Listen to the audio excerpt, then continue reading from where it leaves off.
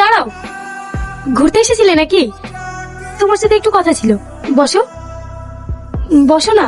এক চল খেয়ে তোমার ভালোবাসা শেষ হয়ে গেল? এই তোমার পাগলের মতো ভালোবাসা? আমি অনেক ভেবে দেখেছি, এখন আমার মনে হচ্ছে আমি সত্যিই তোমার সঙ্গে পাগলামি করেছি। কারণ ভালোবাসা কখনো জোর করে পাওয়া যায় না। তাই আমি আর তোমাকে কখনোই ডিস্টার্ব করব না। বাহ, খুব সুন্দর। এটাই হয়, একজন ভালোবাসতে শুরু করলে অন্যজন তাকে পরীক্ষা করে।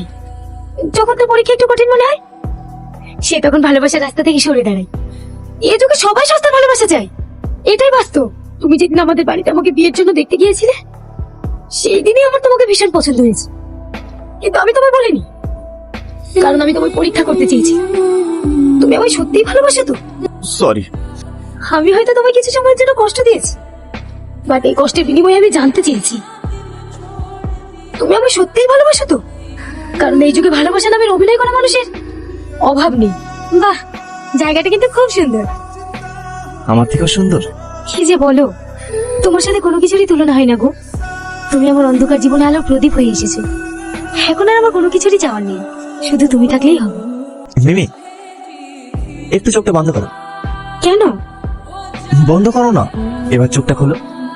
আর এটা দেখে কেন তোমার মনে করতে হবে?